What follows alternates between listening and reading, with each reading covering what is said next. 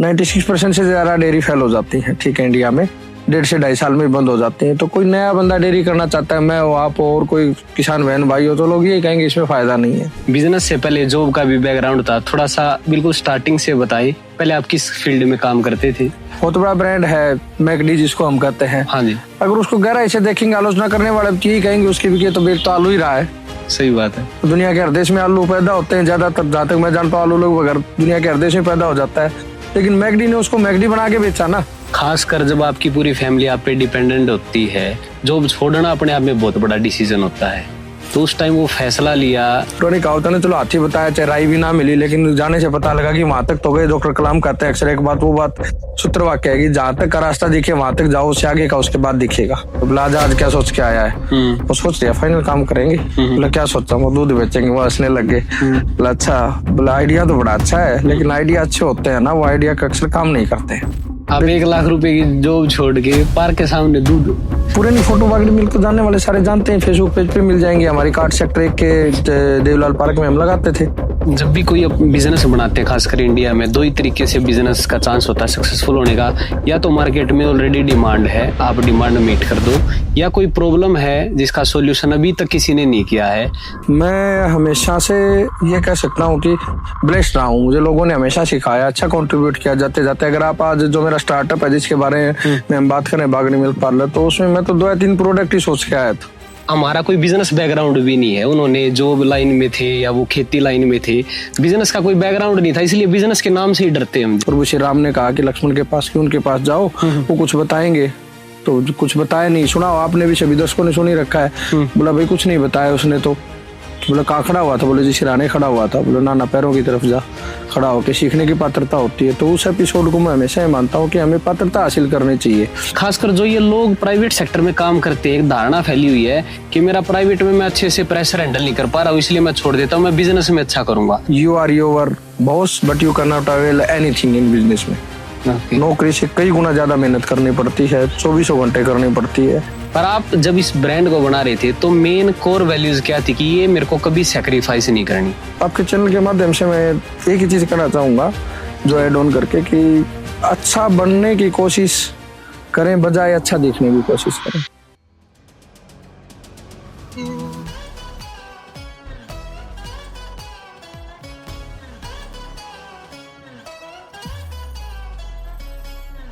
सभी किसान भाइयों और बहनों को नमस्कार, मैं योगी रौनक और आप देख रहे हैं किसान दरबार।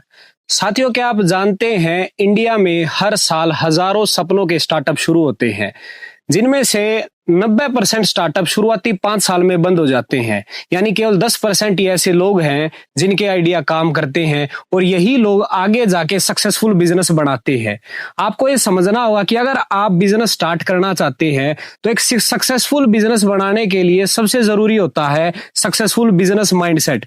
आखिर एक बिजनेसमैन सोचता कैसे है, एक बिजनेसमैन डिसीजन कैसे लेता है, मार्केटिंग कैसे करता है, प्रॉब्लम्स को कैसे सोल्व करता है, इन्हीं सब चीजों को जानकर हम एक सक्सेसफुल बिजनेस बना सकते हैं। और आज की स्टोरी के हमारे गेस्ट हैं मिस्टर प्रदीप सियोरान, जिन्होंने बिल्कुल जीरो से स्टार्ट किया था और आज इन्होंने बागड़ी मिल्क पार्लर के नाम से खुद की ब्रांड लॉन्च की है और ये सक्सेसफुली काम कर रहे हैं और अच्छा खासा पैसा कमा रहे हैं। आज इनसे हम सीखेंगे इनकी पूरी जीवनी के बारे में, कैसे इन्होंने जीरो से स्टार्ट किया और एक सक्सेसफुल ब्रांड बनाई। तो सर नमस्कार। नमस्कार जी, आपको भी और किसान दरबार के सभी किसान बहनों और भाइयों को भी मेरा नमस्कार। फर्स्ट ऑफ ऑल धन्यवाद सर, आज के इस खास एपिसोड के लिए आपने अपना समय निकाला। नहीं, धन्यवाद की कोई बात नहीं होती। किसान भाई, हम भी किसान हैं, किसान भाइयों के लिए आप काम कर रहे हैं, तो ये मेरा सौभाग्य है जो आपने मुझे बुलाया। तो सर आगे बढ़ने से पहले मैं चाहूंगा कि आप एक छोटा सा इंट्रोडक्शन अपने बारे में दें कि आज आप क्या करते हैं प्रोफेशनल लाइफ में। जैसा कि मैंने बताया, मेरा नाम प्रदीप सियोरान है। मेरे पिताजी एक रिटायर्ड अध्यापक है। मूल रूप से मैं चरखी दादरी जिले के मांडे पिरानू गाँव का रहने वाला हूँ। तो मैंने ग्रेजुएशन रोहतक से की, MBA गुरु जम्बेश्वर विश्वविद्यालय से किया। इसके बाद मैंने 10 साल कॉर्पोरेट में काम किया और फिर मेरे छोटे भाई धर्मेंद्र के साथ मिलकर बागड़ी मिल्क पार्लर के नाम से रोहतक में एक मिल्क बेस्ड स्टार्टअप शुरू किया। और ये जर्नी चल रही है, कर रहे हैं, इसमें रोज सीख रहे हैं, रोज आगे बढ़ रहे हैं सर। जी सर, काबिल तारीफ आप काम कर रहे हैं। सर मेरा मानना है कि जिस भी फील्ड के अंदर हम सक्सेसफुल होते हैं, कहीं ना कहीं हमारे पास्ट का बहुत इंपॉर्टेंट रोल रहता है। 3 टाइप के आदमी होते हैं। एक जो बिजनेस स्टार्ट करते हैं, कुछ लोग तो पहले पॉइंट पे क्विट कर जाते हैं, क्योंकि जो हमारा समाज है वो उनको क्रिटिसाइज करता है कि तुम फेल हो जाओगे, इस चीज में बहुत सारे लोग फेल हुए, तुम इसको नहीं कर पाओगे। दूसरे लोग हैं वो थोड़ा सा आगे बढ़ते हैं, पर जैसे उनकी लाइफ में फेलियर आता है, डाउनफॉल आता है, वो सोचते हैं कि शायद समाज ठीक कह रहा था, हम गलत थे, वो लोग दूसरे पॉइंट पे क्विट करते हैं। तीसरे वो लोग होते हैं जो समझ जाते हैं कि जो सक्सेस का ग्राफ है वो एक तरीके से स्टॉक मार्केट की तरह काम करता है, कभी प्रॉफिट होता है, कभी लॉस होता है, कभी उतार चढ़ाव आते हैं, कभी हम पैसा बनाते हैं, कभी लॉस भी होता है। तो धीरे धीरे पर हम देखते हैं कि 4 से 5 साल बाद ओवरऑल हमारी ग्रोथ हो रही होती है, और यही लोग शायद वो 10% लोग हैं जो आगे जाके सक्सेसफुली एक बड़ा बिजनेस बनाते हैं। तो इसके बारे में आप क्या कहना चाहिए? जो आपने 3 सवाल पूछे हैं, मुझे लगता है कि जितने भी आपके चैनल के दर्शक हैं और जो भी और जुड़ेंगे बढ़ते जाएंगे, मुझे लगता है कि वैसे इंटरव्यू तो या पॉडकास्ट जो भी बोलो आप कब तक भी करते रहे, आगे भी करते रहेंगे। लेकिन आपने जो 3 सवाल किए, इन तीनों सवालों में ही सारे स्टार्टअप का सार है। जी अब बहुत अच्छा काम करने तभी आपने इतने गहराई के सवाल है जो आप बेसिक समझ पाए हैं, और इन तीनों को ही समझ लेंगे तो कोई पॉडकास्ट और देखने की जरूरत होती नहीं मुझे। आपके 3 सवाल जो है ना, तो ये सभी नए जो स्टार्टअप शुरू करना चाहते हैं उनके लिए सारा आपने 3 शब्दों में बता दिया। ये मैं कोई आपकी तारीफ नहीं कर रहा, हकीकत यही है जो आपने बताई, हर सुनने वाला जानता है कि भाई हकीकत यही है। जी सर। देखिए, जो समाज का परसेप्शन बना है कि एक आइडिया काम नहीं करते, उसके पीछे भी उनके अपने अनुभव है। समाज देखता है, कोई भी अनुभव एक जैसे एक बार में नहीं बनते हैं। जो स्टार्टअप फेल हो जाते हैं, जरूरी नहीं कि उनका आइडिया खराब हो, एग्जीक्यूशन लेवल पे कहीं कमी रह जाती होगी। डेयरी का बिजनेस है मान लो, तो उसमें लगभग 96% फेलियर है। क्या बात कर रहे हैं सर? हाँ, 96% से ज्यादा डेयरी फेल हो जाती है, ठीक है, इंडिया में 1.5 से 2.5 साल में बंद हो जाती है। तो कोई नया बंदा डेयरी करना चाहता है, मैं हो, आप हो, और कोई किसान बहन भाई हो, तो लोग ये कहेंगे इसमें फायदा नहीं है, ठीक है। तो आपने कहा वो चैलेंज होते हैं। इसी तरह से कुछ बिजनेस थोड़े टाइम एग्जिस्ट कर जाते हैं, जैसा आपने बताया। फिर वो चैलेंजेस के बाद, जब वो चैलेंज ऐसे होते हैं कि कुछ चैलेंज ऐसे होते हैं जो करने पे ही समझ में आते हैं, और कुछ लोगों की परिस्थितियां हो जाती होंगी, और कुछ लोग क्या होता है जिंदगी में बड़े मसमौजी से होते हैं। ये नहीं कि हम सबको फेलियर की नजर से नहीं देख सकते कि जिसने 5 साल काम कर लिया। अब का आप किसी भी अच्छे सीए के पास जाएंगे तो वो हर बिजनेस का एक एग्जिट प्लान बनाता है, ठीक है सर। और हम तो उसको सबसे खराब मानते हैं। जो किसान पृष्ठभूमि से जितने भी साथी आते हैं, चाहे वो किसी प्रदेश के रहने वाले हों, किसी देश के रहने वाले हों, क्योंकि इसी चीज को तो छोड़ना चाहते ही नहीं है। जबकि बिजनेस तो हो गया, स्टार्टअप एक बिजनेस लाइन में तो आप आ ही गए, और बिजनेस का काम ये होता है कि आपको कुछ तो कमाना ही है, ब्रेड एंड बटर कमाना है। तो कुछ लोगों को ये लगता होगा कि 4-5 साल करने के बाद कि भाई ये तो वो लाइन नहीं है जिसमें मुझे जाना चाहिए। तो सारे फेलियर नहीं होते जो छोड़ के जाते हैं, जो मेरा अनुभव है। ठीक है, उनको लगता है कि किसी और लाइन में काम करेंगे, और मेजोरिटी वही होते हैं जो आपने कहा, वही बात है कि उनके लगता है कि प्रॉब्लम्स आगे मीट आउट नहीं कर सकते। और तीसरे वो लोग होते हैं कि जो अपने सपने को जीतते पीछे चलता है, जिनको लगता है कि मैं सही लाइन में हूँ और आगे बढ़ सकता हूँ। तो तीनों ही परसेप्शन सही है जो आपने कहा ना, और वो परसेप्शन तभी बनता है जब लंबे समय तो वो चीजें चलती हैं। तो जो पहला आपने रीजन बताया कि समाज क्यों मना करता है, तो उसकी मोटी बात यही है कि जो सोसाइटी हो, हमारे पेरेंट्स हो और वेल विशर हो, आसपास देखते हैं, उनको लगता है कि इस काम में है नहीं। हर कोई चाहता है कि हमारा जो नजदीकी है वो किसी का भाई है, किसी का बेटा है, किसी का साथी है, या समाज के लिए तो एक इंसान एसेट है ही। तो चाहता है कि बच्चा जहां जाए वहां सक्सेस हो। तो वो हम तो उसको नेगेटिव सोचते हैं कि क्यों मना कर रहे हैं, लेकिन उसके पीछे की कहानी समझेंगे तो वो उसके वेल विशर होते हैं। वो चाहते हैं कि ऐसी जगह पे कदम ना रखे भाई जहाँ सफलता बहुत मुश्किल है। और खासकर हमारा कोई बिजनेस बैकग्राउंड भी नहीं है, उन्होंने जॉब लाइन में थे या वो खेती लाइन में थे, बिजनेस का कोई बैकग्राउंड नहीं था, इसलिए बिजनेस के नाम से ही डरते हम ज्यादा। बिल्कुल, ये आपने बिल्कुल सही अनुभव किया। हमारे यहाँ मैंने सुना है, मैं गुजरात महाराष्ट्र बहुत ज्यादा नहीं गया हूँ, 3-4 बार गया हूँ, लेकिन आपने भी सुना होगा, आपका तो लंबा एक्सपोजर रहता है, जिस लाइन में आप काम कर रहे हैं हर आदमी सीखता है।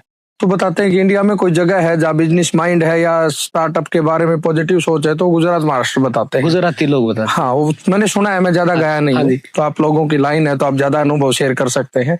तो माइंडसेट बिल्कुल नहीं, आप ठीक कह रहे हैं कि बिजनेस के बारे में हमारी सोसाइटी का अभी वो दृष्टिकोण नहीं है, और उसके पीछे कई लॉजिक है जो आपने बताया। बिजनेस देखो, एक तो अनसर्टेन ग्रोथ होती है इसमें, और रोज के चैलेंज नहीं होते हैं, आप एक्सपेक्ट नहीं कर सकते। अब सरकारी नौकरी जिसको हम मेनली फोकस करते हैं, हमारे हरियाणा अलाइड स्टेट के जो साथी हैं, तो उसका कारण ये कि उसमें नौकरी पक्की नहीं होती, इनकम फिक्स होती है।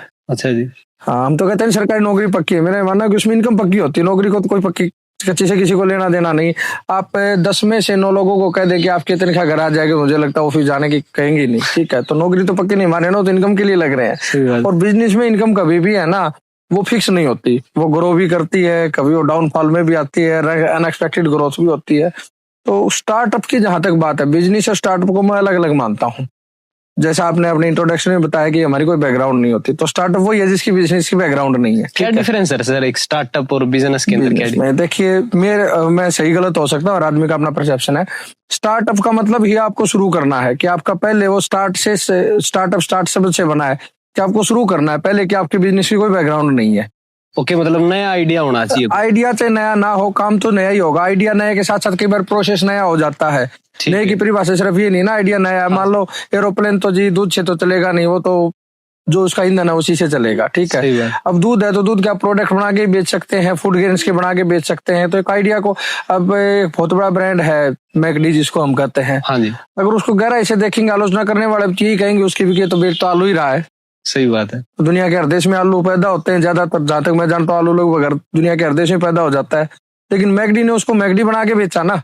सही बात है। तो आलू बिक रहा है, आलू के चिप्स ही मोटे तौर पे, और क्या मैकडी अलग क्या बेच रहा है। तो देखो, अलग तो हमेशा ही नहीं होता कि इनोवेशन ही होना चाहिए स्टार्टअप में। अब वो व्यापार कर रहे हैं, मेरे लिए स्टार्टअप की परिभाषा ये है कि अब वो व्यापार कर रहे हैं जिसमें आपकी पहले का आपकी परिवार की कोई भी पृष्ठभूमि नहीं है, और आप नया शुरू कर रहे हैं। एक तरह से देसी भाषा में कहें तो आप नया पंगा ले रहे हैं। तो मेरे लिए वो स्टार्टअप है, मेरी परिभाषा। ठीक है सर। तो मैं जैसे आपसे बात हो रही थी, आपका बिजनेस से पहले जॉब का भी बैकग्राउंड था, थोड़ा सा बिल्कुल स्टार्टिंग से बताइए, पहले आप किस फील्ड में काम करते थे? जैसे मैंने बताया, मैं गांव का साधारण किसान परिवार का रहने वाला बच्चा हूँ। पढ़ने में मैं हमेशा ठीक ठाक रहा। तो 12th के बाद मैंने तैयारी की IIT की, वहाँ मेरा सिलेक्शन नहीं हुआ IIT में। तो सामान्य इंजीनियरिंग कॉलेज में मेरा दाखिला हुआ। तो मुझे लगा कि इंजीनियरिंग के लिए तो मैं नहीं बना हूँ। इसके बाद मैं ग्रेजुएशन के लिए रोहतक आ गया। टीचर्स ने हमेशा गाइड किया। मैं कहूँगा सोसाइटी समाज में मुझे 99% अच्छे लोग ही मिले हैं। मैंने यहाँ के कहा जी मैं तो सिविल सर्विसेज की तैयारी करूंगा। तो टीचर्स ने कहा भाई चलो सिविल सर्विस की तैयारी कर लेना, ज्योग्राफी इकोनॉमिक्स मेरा सब्जेक्ट था। बोले ना मैथ ले भाई, तेरी ग्रेजुएशन मैथ में होगी तो कम से कम, अगर वहां सक्सेसफुल नहीं होगा तो कम से कम मैथ के सारे भूखा नहीं मरेगा, ट्यूशन पढ़ा लेगा, नौकरी ना भी मिली तो उसको भी मैं एक गिफ्ट के रूप में ही देखता हूँ कि कोई आपको बहुत अच्छी सलाह तभी देता है जब वो आपसे जुड़ाव महसूस करता है। सही बात। तो टीचर्स ने कहा, तो मैंने मैथमेटिक्स मेरा शुरू से ठीक था, मैं पढ़ लिया ठीक ठाक है। सिविल सर्विसेज में भी नहीं हुआ सिलेक्शन। तो इसके बाद फिर से आदमी जैसे निराशा का दौर सबको ही आता है कि करके भी ड्रॉप हो गया, तो क्या करेंगे कैसे करेंगे। तो मैं क्रिकेट ठीक ठाक खेल लेता हूँ, तो क्रिकेट खेल के अपने आप छोड़ सा दिया मैंने चीजें कि देखेंगे। तो मेरी कजिन सिस्टर है, उसने कहा, आजकल बायोलॉजी की लेक्चरर है वो, कि प्रदीप तू कर क्या रहा है, 1 साल तेरा पहले ड्रॉप हो गया, अब ये हो गया, क्या सोचे क्या करेगा। मैं कुछ ना कुछ तो कर लेंगे। बोला ना ऐसा नहीं है। तो मुझे उस दिन एहसास हुआ एकदम से करके। और इसके साथ मैं एक एडिशनल चीज बताऊंगा, आदमी बीमार मन से होता है, शरीर तो रेसिप्रोकल होता है। जब मैं एकदम ये सोचने लग गया तो मेरे चिकन पॉक्स भी निकल आया उसी दौरान, और वो पीलिया भी हो गए, सारी चीजें करके। बोला कर क्या रहे हो तो करके, तो मैं बीमार मन से था, निराशा हो गया था ना भाई करके, कि ड्रॉप ईयर भी हो गया, वो भी हो गया, सिविल सर्विसेज में भी नहीं हुआ, कहाँ कैसे जाएंगे। तो सोच के तो फिर मैं एकदम से चला, कहाँ जाएंगे ये भी नहीं पता था कहाँ जाना। चलना पापा से पैसे लिए किराए के, चल पड़ा। बोले जी कहाँ जा रहे हो? मैं एक बार दिल्ली जा रहा हूँ। मैंने कैट का एग्जाम दे रखा था, परसेंटाइल ठीक थी, 94.37। इधर उधर दाखिले के लिए जाएंगे तो वहां भी चतुर्वेदी जी मिले मुझे बिरला इंस्टीट्यूट में ग्रेटर नोएडा में। तो उन्होंने कहा बेटा अब तो लेट हो गए, यहाँ तो दाखिला नहीं हो सकता, क्योंकि जुलाई जा लिया था, जुलाई की लास्ट की बात है। तो बोले हरियाणा में एक जगह है गुरु जम्बेश्वर यूनिवर्सिटी, वो हरियाणा स्कूल ऑफ बिजनेस नाम की जगह है। उन्होंने पहली बार कैट से एग्जाम, एंट्रेंस एग्जाम लिया है, कैश के थ्रू मतलब एडमिशन करेंगे वो, और नई जगह पे अच्छे बच्चे शुरू में जाते नहीं है, तो शायद वहां सीटें खाली हो, वहां चले जाओ। तो अच्छे लोग थे तभी उन्होंने मुझे वहां गाइड किया, नहीं तो कहते हमारे यहाँ दाखिले बंद हो गए, कहीं भी जाओ चाहे। सही बात है। तो मेरा ये मानना है कि हम ठीक नहीं अच्छे घर से निकलते हैं तो कोई ना कोई सहायता करने वाला मिल ही जाता है। मैं वहां गया तो मैं आज फक्र के साथ कह सकता हूँ कि MBA बहुत जगह से होती होगी, ठीक है, लेकिन हरियाणा स्कूल ऑफ बिजनेस से MBA जो हमने की, और हमारे बैच के ज्यादातर बच्चे इस बात से सहमत होंगे, हमारे सीनियर भी, आज की स्थिति बहुत ज्यादा मैं कह नहीं सकता, वो फक्र के साथ कह सकते हैं कि हम एक इतने बेहतरीन इंस्टीट्यूट में पढ़ा जो IIM तो नहीं था लेकिन IIM से कम नहीं था। हमारे टीचर्स डेली प्रेजेंटेशन करवाते थे, केस स्टडी करवाते थे, तो सीखे वहीं से टीचर्स के साथ शाम को घूमते थे। अब आजकल आप इसी से जुड़ी हुई चीज, आपसे किसानों की जुड़ी हुई चीज है कि भाई किसान मेजोरिटी किसी के पास सीखने के लिए नहीं जाता है, नहीं जाता। आप ये जो काम कर रहे हैं, केवीकेस वगैरह भी खाली रहते कहीं भी नहीं जाते सर, आपका अनुभव है करने के लिए। आप ये जो काम कर रहे हैं, ठीक है, तो इससे पहले कोई ना कोई आपने टेक्निकल बैकग्राउंड की कोई ना कोई जानकारी, हो सकता है 2% और 5% हो, आपने सीखा ही है ना ये काम करने के लिए कि कैसे एडिटिंग करेंगे, क्या करेंगे। 4 बार जाते हैं, मेरे पास भी आप 4-5 बार आए हैं, मैं क्षमा चाहता हूँ आपसे कि समय सही नहीं मिल पाता, मेरा काम ही ऐसा आगे पीछे भागने का। आप प्रयास लगातार करते हैं ना, और हो सकता है कि 10 में से 7 बार सक्सेस हो, 3 बार ना भी होते हो। कई बार आदमी के अगले की परिस्थिति होती है, आप भी दोबारा फॉलो अप ना कर पाए, लेकिन करते तो है, रोज सीखते हैं, करेक्ट करते हैं। तो सरकार के प्लेटफॉर्म पे कहीं जाता हूँ वहां तो मैं भी सरकार की नीतियों की आलोचना कर देता हूँ, लेकिन मैं आप में 4 कमी निकाल दूं सर, और किसी साथी में 10 कमी निकाल दूं, उससे मेरा कोई भला नहीं होगा। मेरा भला तब होगा जब मैं अपनी कमी खुद देख के उसको करेक्ट करूंगा।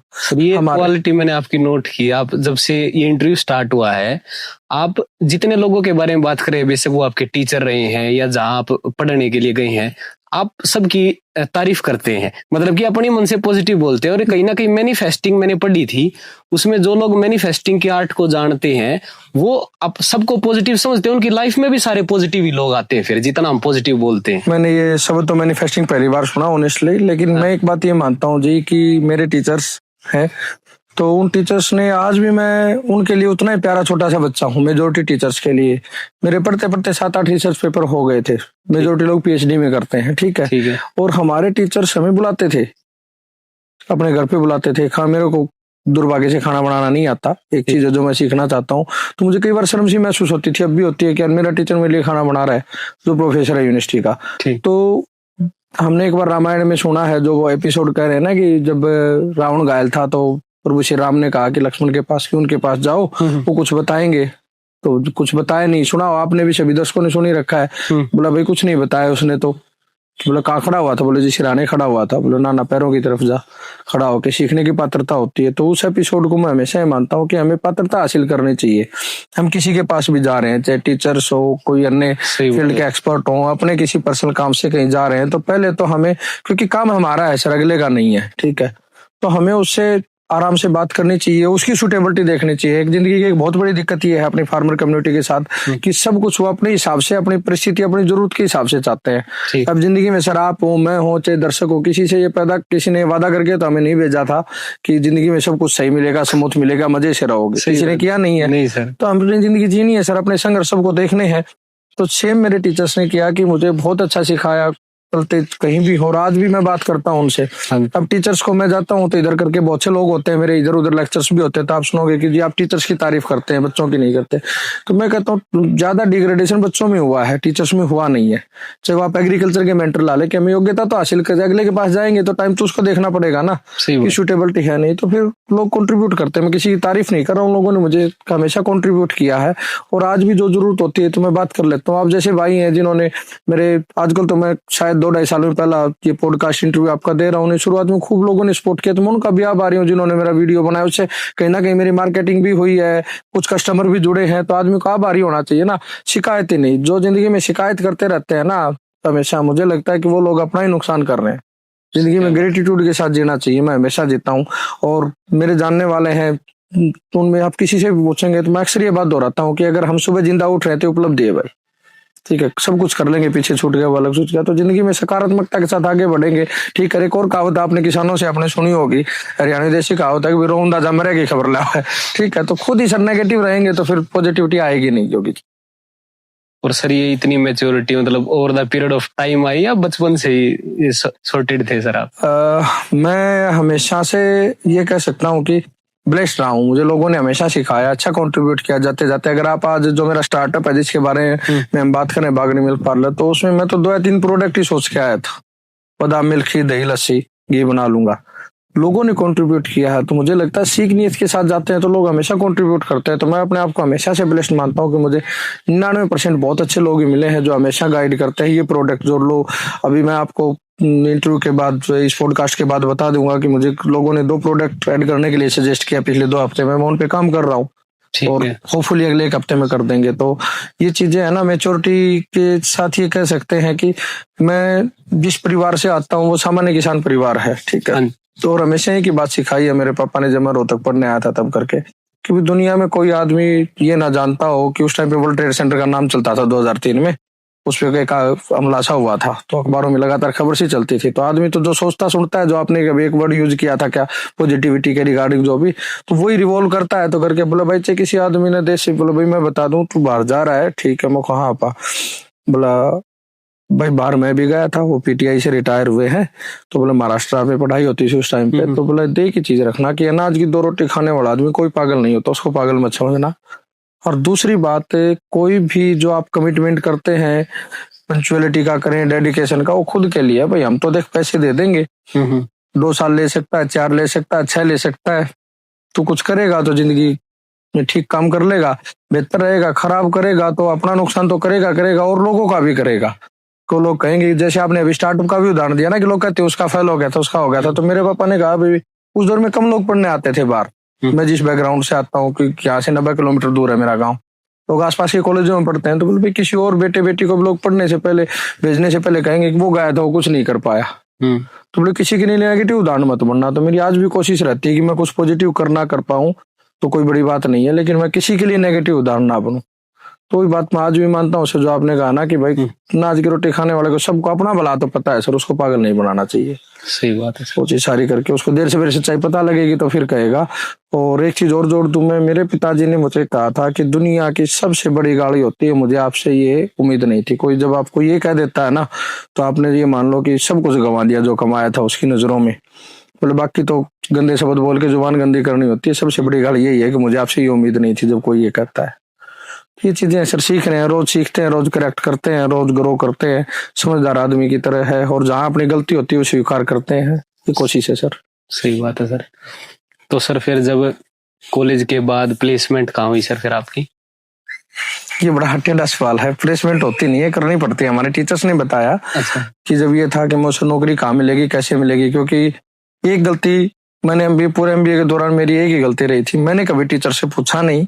पढ़ने में मैं ठीक था, इंटेलिजेंट करके शुरू से करके मेरे अच्छे परसेंटेज रही, क्योंकि नौकरी कैसे मिलेगी और नौकरी में क्या करना होगा उन्होंने अपने आप बताया नहीं। जब वो मंजिल के निकट पहुंचती है गाड़ी, यानी फाइनल ट्राइमेस्टर आ गया, तो उन्होंने मुझे कहा कि 2 ऑप्शन है प्रदीप, यहाँ पे आप एक रिसर्च प्रोजेक्ट ले सकते हैं और रिसर्च प्रोजेक्ट के बदले में 2 सब्जेक्ट छूट जाते हैं, लेकिन रिसर्च प्रोजेक्ट में मेहनत करनी पड़ेगी। वहां जाओगे, अगर वहां अच्छे से काम कर लोगे तो वहीं आपको नौकरी ऑफर हो जाती है।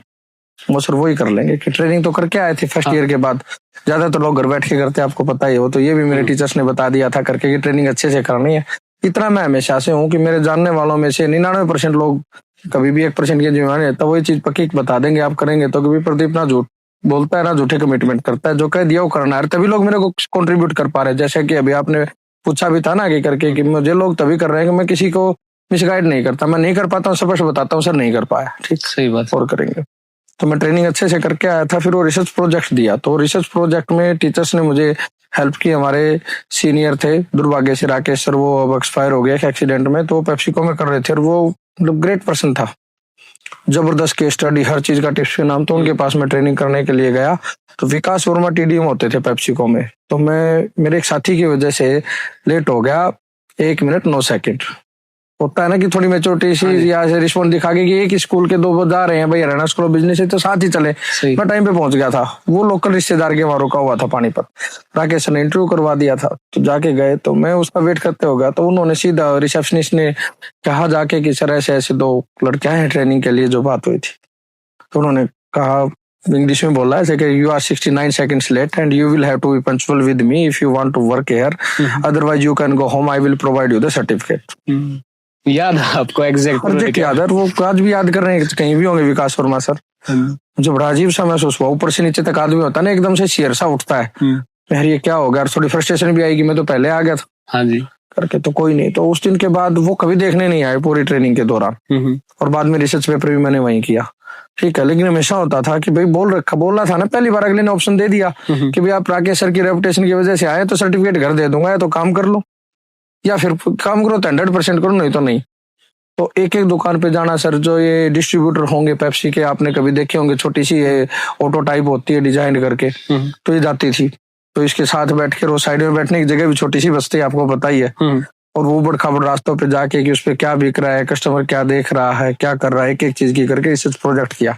उस प्रोजेक्ट के बेस पे जैसा टीचर्स ने कहा वैसे ही हुआ, मुझे पेप्सिको की जॉब ऑफर होगी कि जी आपको नॉर्थ ईस्ट रीजन में जाना पड़ेगा। ठीक है।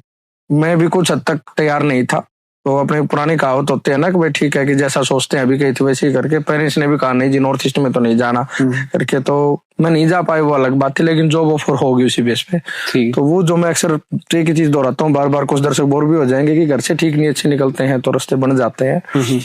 फिर मेरा हैवल्स में फाइनली मैं पहुंच गया, ठीक है। तो यहाँ ओवरऑल शुरुआत हुई थी, बेहतरीन कंपनी थी। यहाँ भी जाके मेरे से जो सवाल हुआ तो आचार्य ने मुझे कहा कि जी आपसे पहले 8 आदमी आ चुके हैं। हैवल्स तब ग्रोइंग कंपनी थी जब मैंने किया, तो मैं 7वां एम्प्लॉय था हरियाणा में। अब तो हैवल्स के जब मैंने छोड़ा तो 165 ग्रो कर चुकी है सर। हाँ, बहुत बढ़िया मनसी है ये, ठीक है।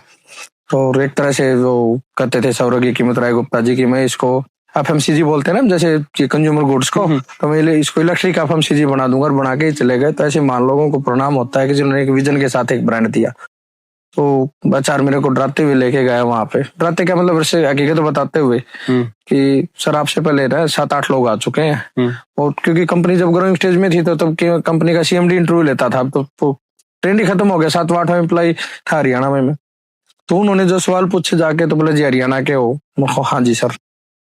बोले नौकरी किस लिए कर रहे हो? मैं सर दाल रोटी कमानी है, खाना। बोला ठीक है। बोला कहीं शादी के लिए तो नहीं आ रहे? ना सर, रोटी तो शादी होने के बाद थोड़ी रोटी मिल जाती है। बोला देख लियो भाई करके, फार्मिंग बैकग्राउंड से आता हूँ मैं। उन्होंने बात की, बोला हरियाणा का तो सारा देसी मामला ही है, मॉडल है, सारा करके देख लेना कैसे कैसे करोगे। वो नहीं सर शिकायत नहीं आएगी। हाँ जी। तो बोला जी ठीक है। बोले क्या क्या लाए हैं, क्या क्या बेचना है? वो सर जो कहोगे वही कर लेंगे, सीखेंगे। बोला पहले कभी किया है? सर पहले तो नहीं किया, इलेक्ट्रिक लाइन का कोई अनुभव नहीं है। बोला कोई नहीं, कहीं देख लियो, 2-3 दिन में बता दियो ना, सीखना हो तो। ऐसा ना हो कि फिर 15-20 दिन के बाद कोई बहाना लेके आओ। तो हम गए सर, सीखा, और कंपनी ने सब कुछ दिया, प्रमोशन भी दिया, सैलरी भी दी, एक्सपीरियंस भी दिया, सारी चीजें दी। तो कॉर्पोरेट का ये अनुभव था, इस तरह से प्लेसमेंट हुई तो ढूंढते हैं तो हेल्प मिल जाती है सर। और एक कितने साल का था सर आपका एक्सपीरियंस? 9 साल 4 महीने 11 दिन मैंने काम किया, और अच्छा खासा प्रमोशन हो गया वो इतने सालों में? सारी चीजें सर, मैंने ओवरऑल शुरू किया था, लगभग लाख रुपए के आसपास सैलरी हो गई थी। मेरी पहली सैलरी 14,500 थी जब 2010 में मैंने शुरू किया। ठीक है। तो एक चीज मैं कह सकता हूँ इसी के माध्यम से कि किसी को भी नौकरी ढूंढनी हो, क्योंकि सारे लोग बिजनेस नहीं करेंगे, स्टार्टअप नहीं करेंगे, वैसे भी आपके संपर्क में सब तरह के लोग आते हैं।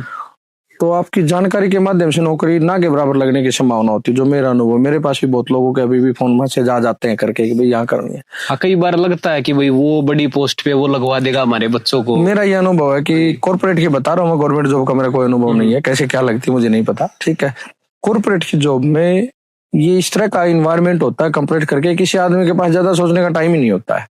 हमने किसी के पास कॉल कर लिया, मुझे नौकरी की जरूरत है, हमने रिज्यूम भेज दिया, हो सकता है उसके पास रिज्यूम भेजना है, याद ना रहे उसको आगे, ठीक है। फिर याद आ भी गया तो उसने एक बार फॉरवर्ड कर दिया, फॉलो अप करने की फुर्सत नहीं होती, सबके अपने काम है सर। हाँ जी। ठीक है। तो हम तो फिर उस आदमी को पास जब हम फोन करेंगे तो ही वो थोड़ा सा देखेगा कि भाई इसका बंदे का फोन आया था, देखेंगे करेंगे, सोच के तो टाइम नहीं होता। तो इसलिए अगर आपको नौकरी ढूंढनी है, सीरियसली ढूंढनी है, ठीक है, तो आपको अपने सोर्सेज से जाना पड़ेगा, बार बार जाना पड़ेगा, देखना पड़ेगा। घर बैठ के फोन करके किसी की नौकरी कॉर्पोरेट में तो एटलीस्ट लग नहीं सकती। मेरा खुद का भी 10-11 साल का अनुभव था, 6-7 साल आप देख लिए। तो लोग ढूंढेंगे, ठीक नहीं अच्छे निकलेंगे तो काम हो जाता है सर। एक सर जॉब, खासकर जब आपकी पूरी फैमिली आप पे डिपेंडेंट होती है, जॉब छोड़ना अपने आप में बहुत बड़ा डिसीजन होता है। तो उस टाइम वो फैसला लिया, या तो आपको जॉब के अंदर कोई उससे भी बड़ा रिस्क नजर आ रहा था इसलिए आपने जॉब छोड़ दी, ये क्या प्रॉब्लम हुई, मतलब कैसे डिसीजन पे आया? सबसे पहले तो मैं आपको इसलिए बता देता हूँ कि आपके सवाल है ना, बड़ी मेहनत करके आपने सवाल तैयार किए हैं। ये दिखाता है कि एग्रीकल्चर में आपका इंटरेस्ट है। आप जैसे लोग आएंगे तो फार्मर कम्युनिटी का भी भला होगा, वास्तविकता के देख। बिल्कुल ठीक कहा आपने। लोग इस बात को समझ नहीं सकते हैं कि जब 20-30 हजार रुपए फिक्स आते हैं तो छोड़ना आसान नहीं होता। मेरा छोटा भाई धर्मेंद्र, जो बागड़ी मिल्क को मेरे से ज्यादा ही संभालता है, वो हमेशा कहता था, ग्रेजुएशन किया था उसने उस टाइम तक, ठीक है, कि यार किसान की बात तो सारे करते हैं लेकिन पढ़ लिख के सारे निकल जाते हैं। हम भी थोड़ी बहुत सरकार की नीतियों की आलोचना कर लेते हैं, जाते हैं, तो आपको पता है अगर आदमी गाँव में जब भी जाता है, खेती बाड़ी भी ये नहीं हो रहा, या 4 चीज ऐसे बोल देते हैं लोग, ऐसे नहीं करते, ऐसे कर लेते थे, ये हो जाता, वो हो जाता, बोले यार करके तो दिखाओ कुछ, तब बनेगी ना बात। किसानों की बात तो सारे कर लेते हैं। तो 4-5 साल से डिस्कशन चल रहा था हमारा, मतलब शुरुआती नौकरी के 5 साल बाद ही शुरू हो गए थे, 4-5 साल बाद। तो कॉर्पोरेट की जॉब की एक बड़ी अजीब सी बात यह है कि क्योंकि स्टार्टिंग लेवल पे होते हैं, मिडिल लेवल मैनेजमेंट तक पहुंच गए थे हम, कि मीटिंगें बहुत होती हैं कॉर्पोरेट्स में। ओके। उन मीटिंगों में सीखने को भी मिलता ही होगा, कहीं ना कहीं मुझे भी मिला ही है, लेकिन बहुत ज्यादा मीटिंग से मैं कंफर्टेबल नहीं रहा कभी भी। और मीटिंग होती थी नोएडा में, मीटिंग बॉस लोग या तो शनिवार को रखते हैं या सोमवार को रखते हैं अपनी, ताकि सोमवार को इसलिए कि संडे को आराम से रहे, सुबह जल्दी ना जाना पड़े, और सैटरडे को इसलिए कि ऑफिस से अपने घर चले जाएंगे। अब मेरे जैसे किसी भी आदमी के लिए, काम करने वाला या कोई और भी हो, उसके लिए बड़ी अजीब सी स्थिति है जो घर से ज्यादा जुड़ाव रखता हो। तो शनिवार को मीटिंग अगर 7 बजे भी छुट्टी तो आप तो घर नहीं पहुंच पाएंगे, और मंडे को भी मीटिंग है तो संडे को घर से जाना ही है। तो ये भी एक कारण था उस स्थिति में। दूसरा, भाई बार बार कहता था कि फार्मिंग का क्या होना है, किस हिसाब से होना है। तो प्लानिंग काफी साल की थी, हमने, हर आदमी करता है इसी, 4-5 साल तक प्लानिंग चलती रही, शुरुआत चल के ये सोचेंगे करेंगे। तो ये डिसीजन बहुत सोच समझ के कैलकुलेट करके नहीं लिए जा सकते, थोड़ा रिस्क लेना ही पड़ता है, एकदम से लिए जाते हैं। तो एक दिन ऐसे ही मैं ऑफिस से लेट हो गया, तो मेरे भाई ने मुझे कॉल किया। पहले भी 3-4 बार कॉल आ रखी थी, तो मेरी आदत है ज्यादातर मैं देखने के बाद कॉल अवॉइड नहीं करता, मैं देख करता हूँ। तो आराम ये काफी बाद में करता हूँ, अर्जेंट ना हो तो, जैसे सारे लोग बोलते हैं। मैं निकल के क्या बोला, क्या बात। तो कॉर्पोरेट की एक बड़ी खूबसूरती है कि शीशों में बैठे हो बैठे पता नहीं चलता कि कितना टाइम लग गया। अंदर की रात के 10 बज गया, दिन के शाम के 5 बजे पता। मैं निकल के, यार 8:30-9 बज गए होंगे अब तो। हाँ जी। बोला 10 बजने वाले हैं भाई। ठीक है, बोले आओगे? महाराज तो नहीं आया जाए। बोले यही कहानी, मार कभी ना कभी देखेंगे, खुद का काम शुरू करेंगे। बोला कभी कभी कुछ नहीं होता, सोचते सोचते इतने साल हो गए, करना तो अभी कर दो। मैंने फोन तो काट दिया, काट के मैं सोचने लग गया, ठीक मैंने, और बात तो ठीक कर रहा है। तो मैंने अपना लैपटॉप खोला, ड्राइवर को कहा रोहतक नहीं भाई, जीटी बेल्ट पे चलना है। उस लेवल तक ठीक ठाक प्रमोशन हो जाता है तो आदमी अफोर्ड कर सकता है। बोला जी ठीक। बोला जी क्या हो गया चेंज में? कोई नहीं, तुम मेरे को जीटी रोड पे कहीं भी छोड़ दियो, फिर तू अपने आप चले जाना। निकल के मुझे मुझे दिल्ली की, ये गुड़गांव दिल्ली की, नोएडा की भागदौड़ बड़ी दिक्कत देती है कि वहां का जो ट्रैफिक है ना, तो मुझे पानीपत क्रॉस करवा के कहीं छोड़ देना, कोई बात ही नहीं, मैं फ्री कर देता। मैंने अपना रिजाइन लिख के और सेव कर लिया ड्राफ्ट के तौर पे। मैंने भाई को फोन किया, मैं भाई देख मेरा लंबे समय से जुड़ा हुआ है कंपनी में और एकदम से नौकरी छोड़ना होता नहीं, ठीक तो मम्मी पापा का तो बताइए, मैं तुम आज नौकरी छोड़ रहा हूँ, आपको बता रहा हूँ, आप अपनी भाभी को बता देना। और मैंने कहा मेरी सिस्टर जी दोनों का नाम बता के इनको बोल देना चंडीगढ़ मिलेंगे सेक्टर 17 में सुबह। ठीक है, मैं वहीं जा रहा हूँ, नौकरी छोड़ ही रहा हूँ। भाई ने कैसे लिया क्या कि इसके बारे में हमारी आज तक बात नहीं हुई है। अच्छा, उस बात को ठीक है, अब शायद पूछ भी लूंगा, आप आज याद आ गया आपके इंटरव्यू के माध्यम से। तो मैंने कहा कि सर अपना रिजाइन डाला, फोन बंद कर लिया, मैं चला गया। क्योंकि इतने लंबे समय तक काम करते हैं ऑफिस में, ओबीसी बात होती है, जो आपने कहा, या तो रिस्क देखा है, अपॉर्चुनिटी देखी जॉब छोड़ने से पहले, जो आपने सवाल किया ना करने के लिए, तो एक ऐसा वास्तविकता थी, ऐसी थी, सोच लिया। तो इसके बाद ऑफिस से कॉन्टेक्ट होना ही था, क्योंकि जब इतने लंबे समय तक काम करते हैं घरेलू रिलेशन बन जाते हैं। कंपनी वालों में काफी लोग होते हैं जो घर तक आ सकते हैं, आते जाना जाना बन ही जाता है। उन्होंने संपर्क कर लिया, बोले जी क्या किसी और कंपनी में जाना है? मुझे लगता है आपको और कंपनी में जाना होता तो, क्योंकि अक्सर कॉर्पोरेट में लोग रिजाइन प्रमोशन के लिए डाल देते हैं ना, सैलरी के लिए। ना किसी कंपनी में नहीं जाना है, नहीं करना, मैं खुद का काम करूंगा। बोला अच्छे से देख सोच समझ लियो। मुझे ठीक है। बोला जी कब जाना है? मुझे ऐसा कुछ है नहीं फिक्स। बोला जी जो होता है, बोला जी 1 महीने की क्लोजिंग करवा देना। तो मुझे डेट तो याद नहीं है, शायद 15-16 के आसपास रही होगी, वो मई की बात है। ठीक है, 2 जून का मेरा लास्ट वर्किंग डे था, 18 में। वो जी करवा देंगे। उसके बाद वहाँ गोल्डी सर है, अभी भी जीएम है, पिछले महीने आए भी थे मेरे पास। तो मैंने उनको कहा विश्वास चाहिए होता है अच्छे लोगों करके, तो मेरे बोला प्रदीप सर एक विश्वास चाहिए, क्या आप सक्सेस होना हो तो फिर नौकरी। तो उन्होंने गले लगा के कहा, मैं इमोशनल हो जाता हूँ उस बात को याद करके। बोला तेरे लिए तैयार है, कभी भी आ जाना। तो ऐसे लोग आपकी जिंदगी में कॉन्ट्रीब्यूट करते हैं, सौभाग्य से मिलते हैं। मैं आज भी मानता हूँ उनको शायद ये बात याद होना हो, लेकिन मुझे याद है ग्रेटिट्यूड करके, उन्होंने विश्वास दिया था कि कोई नहीं, आ जाना भाई, कोई दिक्कत होगी तो तेरे लिए है। तो ये आप कमाते हैं अपने व्यवहार से सारी चीजें, कि अच्छे लोग होते हैं वो साथ खड़े होते हैं। इसके बाद आए तो फिर ये था कि भाई क्या करें, एकदम से आदमी फिर हो जाता है कि चलो वहां से तो छोड़ तो दिया, अब क्या करना है। हाँ जी।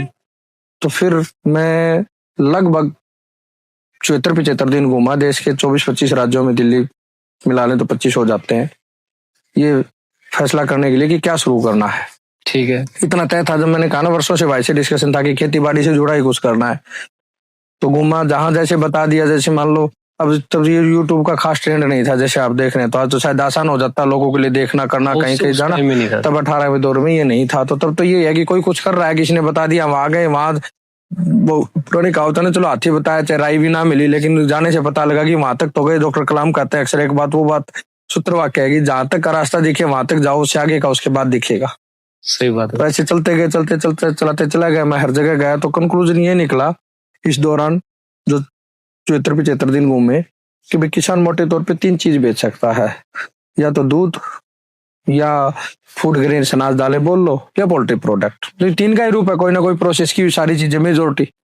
ठीक है, तो अब तो और चीजें होगी उसमें, जैसे हम हॉर्टिकल्चर कई चीजें जोड़ सकते हैं, जो मैंने सोचा कि भाई 3 ही चीज है मेरे पास, इन 3 में से करना है। तो पोल्ट्री पे तो पहले ही कांटा लगे कि भाई हम खुद यूज नहीं करते तो किसको कहेंगे। तो ये 2 है, तो मुख्य भाई इसमें से अनाज डाले तो वो सीधी सी किराने की दुकान वाला हो गया, उसमें तो बात वैसे नहीं बनेगी, क्या बताएंगे क्या करेंगे। तो दूध के बारे में सोचते हैं। भाई बोला ठीक है भाई, जो सोचना सोच ले, मैं साथ हूँ। ठीक, तो सोचा देख के, तो दूध के लिए ऐसे ही घूम रहे थे, कोई आइडिया आया नहीं आया, कहाँ देखे, तो मैं गुड़गांव में करना चाह रहा था इस प्रोजेक्ट को।